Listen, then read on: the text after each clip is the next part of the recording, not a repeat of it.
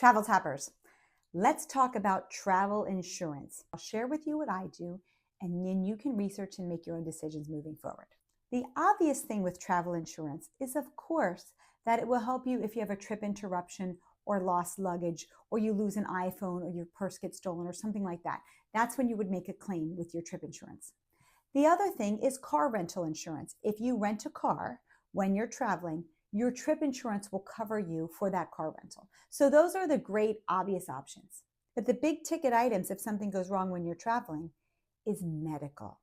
So many travel insurance policies have a medical evacuation plan that if you need to be helicoptered out of someplace or you need to get medical care that isn't readily available, they will charter a plane or a helicopter or whatever you need to get you to the place. Let's say you're on a cruise ship.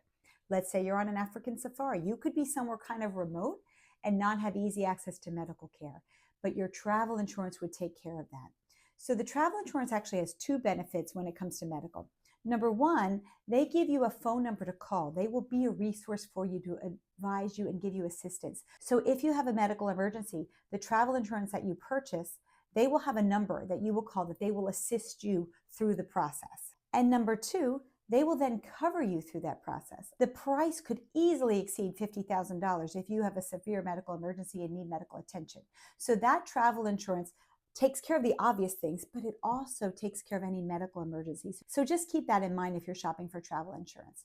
Now, as far as travel insurance goes, this is the company that I use. I found them to be very, very helpful. I've made several claims on my travel insurance, depending on what's going on, trip interruptions, stolen items, and they have been great to work with. They offered very many different plans, and you pick the one that's best for you. So you can go on the site and look around. I travel so much that I get a yearly plan. I pay a fee for a plan in January that covers all of my trips for the entire calendar year. And that has worked well for me for the last few years. You can easily just get travel insurance for one trip. That's no problem. That's what I used to do until I started traveling much more frequently. If you have 2, 3, 4 trips that you plan on getting insurance for, you would want to do the math and see if an annual policy is better for you.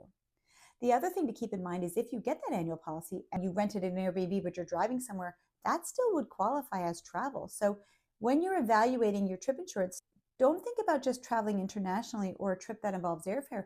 Think about local trips that you might be doing as well, that should something go wrong, you could make a claim. Weather is the big one. I've had to make a claim where flight cancellations because of weather have affected my trip. That falls under trip interruption, and my travel insurance has been very good about it. Now, where do you shop for travel insurance? That's a good question.